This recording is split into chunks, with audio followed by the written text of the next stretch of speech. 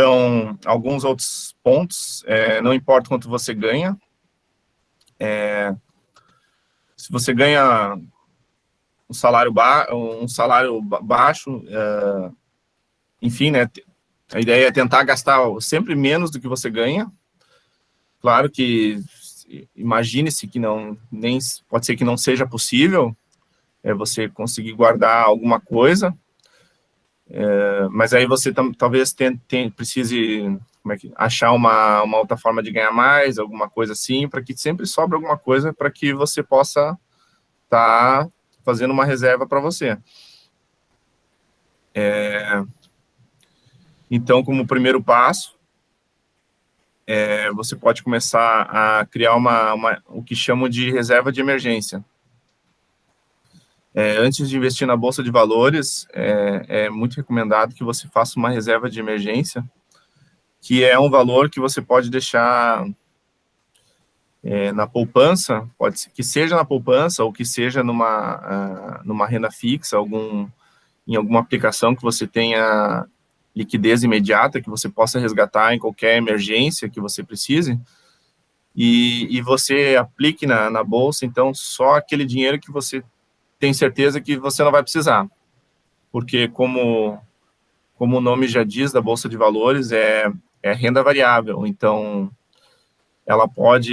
você pode colocar R$100 hoje, e aí amanhã cair 25%, e aí você está preparado, você tem que estar preparado para não tirar aquele dinheiro, porque a ideia é você deixar ao longo do tempo, ele vai devagarzinho, ele vai subir, ele vai cair, né, e no outro dia ele vai subindo devagarzinho, daí ele cai mais um pouco, e aí ao longo do tempo ele vai devagarzinho, ele vai subindo, e vai te remunerando. Pode passar, professora. Eu coloquei aqui só algumas dicas, né, para como você gastar melhor.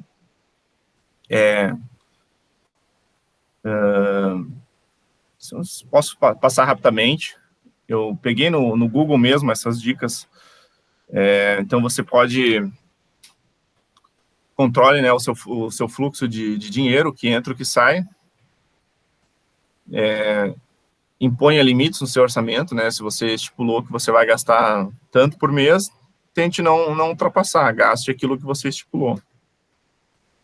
Faça uma lista das suas prioridades, elimine os gastos supérfluos, né? Você está endividado, você tem que começar a rever onde você está gastando, onde não precisa, o que você pode economizar, cortar uma coisinha ali, uma coisinha aqui. Compre à vista, na verdade, esse é até questionável, porque na verdade, eu não compro à vista, né? Eu compro à vista se tem desconto. Agora, se a prazo não tem desconto, eu parcelo no máximo de vezes que eu posso, porque enquanto eu estou parcelando lá eu faço uma compra, por exemplo, uma compra em 12 vezes, aí, digamos que eu tenho dinheiro para comprar à vista, aí eu faço uma compra em 12 vezes, eu pago a primeira parcela e deixo aquele dinheiro que eu iria pagar à vista, deixo lá rendendo, quando chegar na hora de pagar as outras, ele já vai ter rendido um pouquinho mais, então é questionável. Compre à vista se você ganhar desconto, né? E em geral, não tenha, né, medo de pedir desconto. Você não pode ter vergonha de pedir desconto. Pagando à vista, tem que ser um preço diferenciado. Senão, você parcele e aplique seu dinheiro em renda fixa. O Arthur, você falando aí em não ter vergonha de pedir descontos, eu não tenho vergonha, gente. E nessa de pedir descontos, eu consegui economizar R$100 por mês no meu curso de inglês. Eu fiz uma cotação em algumas escolas e depois eu apliquei a técnica de negociação que a gente viu aqui, né, gente? E negociei muito bem. E foi uma negociação, eu sempre falo do ganha-ganha, porque o curso era R$232, aí eu falei assim, não, eu consegui nessa escola esse valor, e chegou, gente, a negociação por R$132.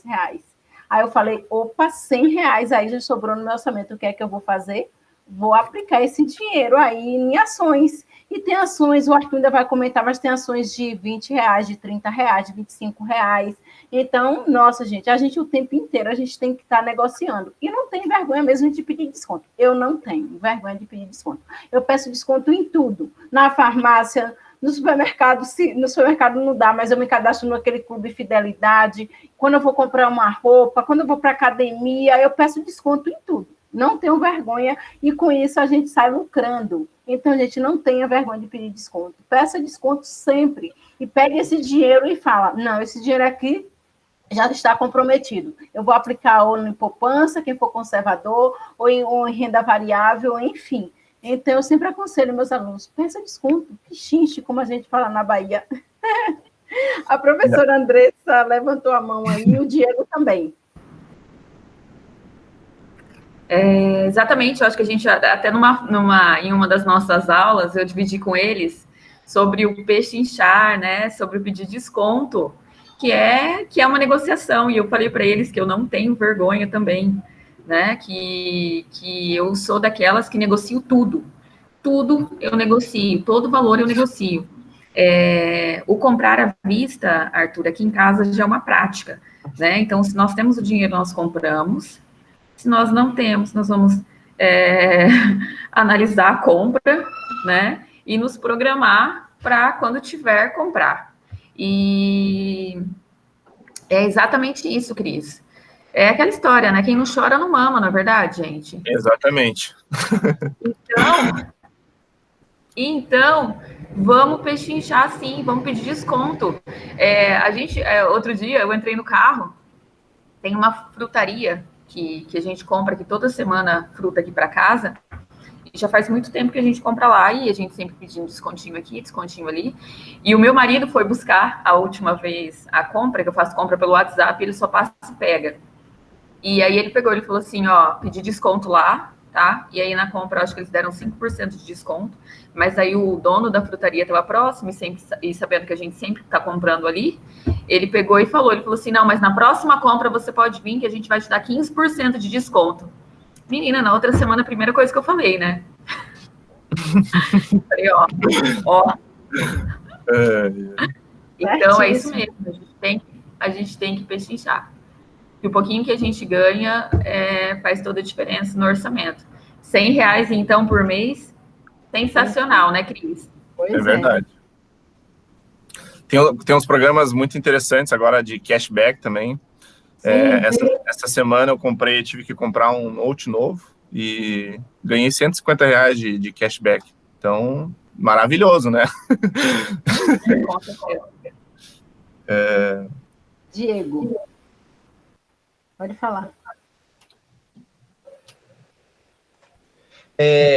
Vocês falaram aí agora de a gente guardar dinheiro pra gente. O meu antigo patrão, ele tinha uma visão que era muito legal. Uma vez ele conversou comigo no particular mesmo, né? Ele me chamou pra almoçar com ele e conversou, cara, você separa o dinheiro pra você? Eu, como assim? Eu separo. Eu tenho que pagar minhas contas, eu tenho que comprar as coisas no mercado. Não, pra você. Aí ele começou igual assim a professora falou.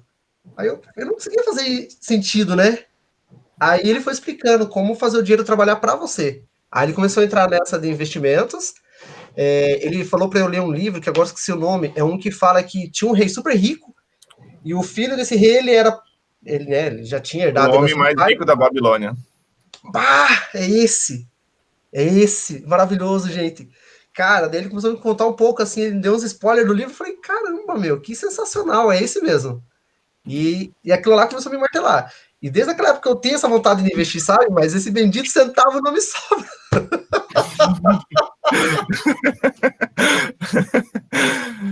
Você tem que começar, né? O esforço quem pode te ajudar é só tu mesmo. Ninguém mais vai poder fazer por ti, né? Verdade. Ô, Arthur, deixa eu só fazer uma outra consideração. Nossa, gente, eu acho que Olha só, essa palestra que eu dei aqui nessa empresa em Curitiba, uma funcionária falou assim, professor, eu gasto R$ 300 com pizza todo mês. Aí eu falei, opa, então eu levei uma planilha do Excel, que eu tenho uma planilha no Excel, se vocês quiserem depois. Eu até disponibilizo para vocês, aparece em gráfico, enquanto eu estou gastando, onde está indo meu dinheiro, aparece as porcentagens. E aí eu falei, opa, então vamos sentar aqui, vamos fazer esse planejamento. Eu falei, você, a partir de hoje, só vai gastar R$ 50 por mês com pizza. 250 você aplica. Olha aí, de repente, Diego, você come muita pizza, gasta com muito supérfluo, então veja, ajusta esse planejamento e fala, não, esse mês eu vou tirar R$ 50 do meu orçamento e vou me pagar. Compra ações ou coloca no Tesouro Direto, enfim. Isso aí é uma sugestão. Vou aplicar, professora. Vou aplicar. Deixa comigo. Eu sempre falo, se desafie, gente. Se desafie. O 13º aí, a primeira parcela, eu acredito que todos já receberam. A segunda parcela vamos receber. Então, se desafie. Guarde R$ 50, guarde R$ 100. E já começa aí a... Lembra a Rose? Rose, cadê você? Você hoje está bem quietinha. Lembra aí da mudança de mentalidade da Rose? Então, aproveita isso aí e incorpora. Estou aqui, prof. Não, então, eu achei muito interessante das crenças que nos sabotam para ganhar mais dinheiro, porque eu estava estudando isso num coaching que eu estou fazendo essa semana, e assim, elas ficam tão enraizadas e é tão difícil você tirar aquela crença, e daí as pessoas não conseguem prosperar e não sabem nem exatamente o porquê. E se o professor pudesse ir um pouquinho mais a fundo de como a gente poderia estar quebrando essas crenças sabotadoras sobre o dinheiro, ressignificando o significado dessas crenças.